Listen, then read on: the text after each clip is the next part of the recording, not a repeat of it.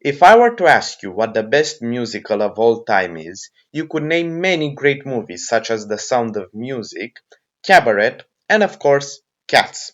So, given all these great movies, how come I think that Chicago is the best one of them all? First off, a short recap. If you already know the story, jump to this timestamp. The story opens with our protagonist, Roxy Hart, played by Renée Zellweger, who kills her lover in a jealous rage, leading to her getting arrested and charged with murder. In prison, she meets several other murderesses in similar situations, most notably Velma Kelly, played by Catherine Zeta-Jones, who has become quite famous in prison, garnering a lot of media fame.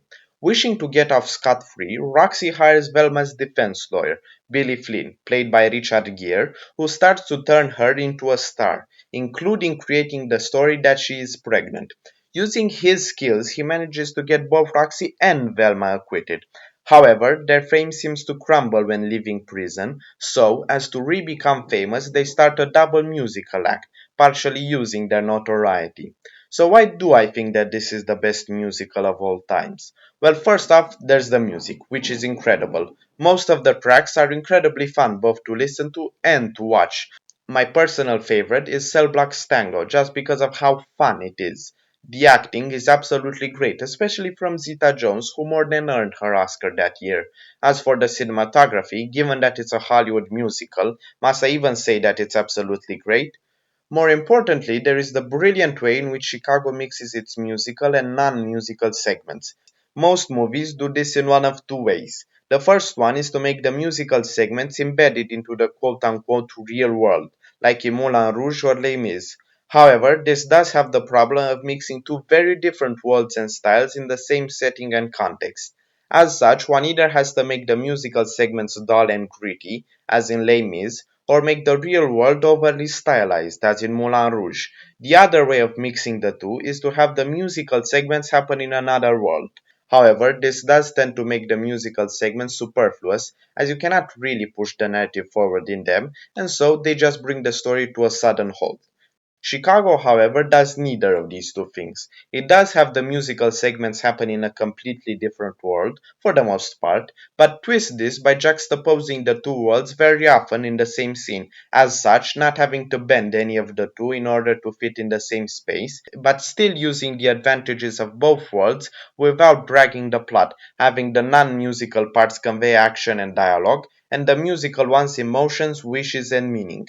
However, these elements only manage to explain why Chicago is a good, if not great movie, not why I think it's the greatest musical of all time. The reason I think Chicago is the best musical of all time is that it is the only musical I know that fundamentally needs to be a musical. You could tell Les Mis as a simple movie. In fact, that has already been done. You could tell My Fair Lady or Mary Poppins as simple movies, though with a lot less charm. You could even tell The Sound of Music as a simple movie by making the music purely intradiegetical. You couldn't, however, tell Chicago as a simple movie without ruining the whole theme and point of the movie. At the beginning of the movie, the musical and non-musical segments of each scene, while emotionally closely tied, spatially look nothing alike, for the most part. Funny Honey has the characters sitting and moving in a room in the non-musical sections, while it mostly has Roxy sitting on a piano in the musical section. Cell Block's Tango few musical sections look nothing like the musical ones, the same being the case for If You're Good to Mama.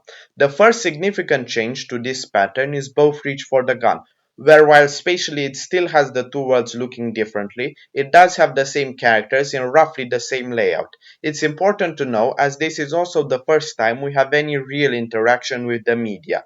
However, it is only with the Hungarian Disappearance Act that the core fundamental reason for being a musical comes into play.